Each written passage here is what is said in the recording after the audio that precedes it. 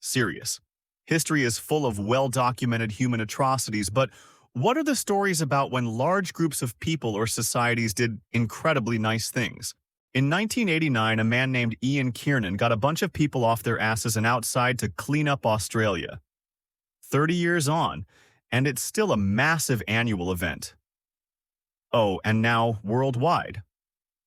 I remember that first time teenage me went out to my local beach to help, and the amount of McDonald's rubbish was shocking. Unfortunately, it still is. But every year brings more people out to clean in their local areas. Ian died last October, rest his clean soul. The Great Race of Mercy. It is the winter of 1924, and there is only one doctor, Dr. Curtis Welch, in the small town of Nome, Alaska. Weeks after the deaths of several children from what was originally misdiagnosed as tonsillitis, Dr. Welch confirms the presence of diphtheria in his hospital. By great misfortune, all of the hospital's diphtheria antitoxin had expired just after closure of the port. More would not come until spring. Fearing an epidemic and more fatalities, Welch pleads for assistance from the U.S. Public Health Service. A meeting of the Board of Health determined that the only way to deliver the necessary amount of antitoxin and prevent a diphtheria epidemic was by dog sled relay, over a distance of over 1,000 kilometers, in the middle of the Alaskan winter, in under 6 days. In favorable conditions, this journey would normally take around 30 days. It had to be completed in 6, or exposure would cause the antitoxin to expire, and, as Dr. Welch had sadly discovered, expired antitoxin had no effect. With winds exceeding 40 kilometers per hour, temperatures at or below -50 degrees Celsius, and the low visibility from the polar night, 20 men and dozens, if not hundreds of dogs braved all of these conditions and, in exactly 6 days, successfully delivered 100% of the antitoxin. Several of the men suffered severe frostbite, and many of the dogs died on the journey. However, the epidemic was stopped and, depending on who you ask, saved thousands of lives by stopping the disease from spreading outside of Nome.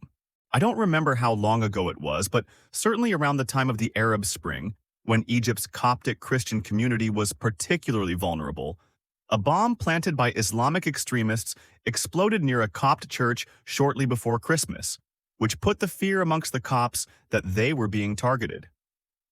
Sure enough, on Christmas Day, they arrived at their churches to find them surrounded by crowds of Muslim demonstrators, who then acted as human shields to protect them from more bombs. They knew that the extremists would be less likely to risk killing fellow Muslims. The Quakers boycotted products of slave labor. Imagine trying to avoid cotton. The Quakers are also one of the only religions that existed in the British colonies, perhaps elsewhere, but I don't know for sure, that allowed women to have a say in the organization.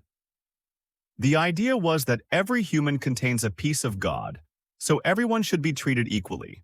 In 1859, an insane homeless man from San Francisco named Joshua Norton proclaimed himself Emperor of the United States, and the people of San Francisco went along with it. He was widely beloved, treated with great deference, and the currency he created himself was honored at the establishments he frequented.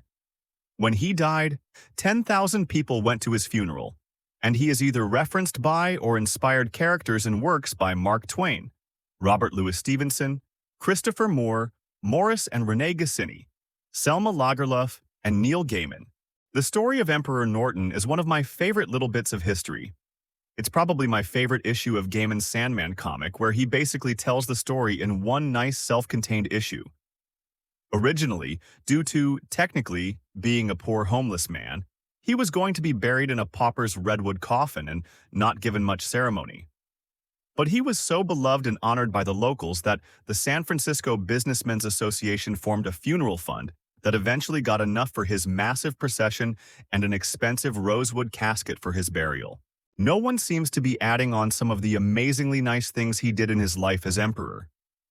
He was once arrested and, after public outcry, released. Instead of being upset about the ordeal, he gave his official imperial pardon to the officer who arrested him. From that moment on, San Francisco police saluted him on sight. There was another well-recorded instance where a race riot was potentially about to break out, San Francisco being famous for its controversial treatment of Chinese immigrants. As a fight began to break out, before it could get bloody, Emperor Norton stepped in the center and began loudly reciting Bible verses. Instead of fighting, everyone just listened. This is just one man, but his story has stuck with me ever since I heard it. In 1939, Maximilian Kolbe was arrested and later sent to Auschwitz.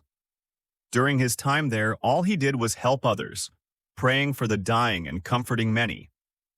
In 1941, after a prisoner from his block escaped, an SS officer arrived and announced that he would select 10 prisoners to be starved to death, and Kolbe was not among them. After hearing one of the men cry out for his wife and children, Kolbe volunteered to take the man's place. The officer agreed, and Kolbe led prayers and sang with the other 10 prisoners until he was the last one left alive. He was executed by a phenol injection shortly afterwards.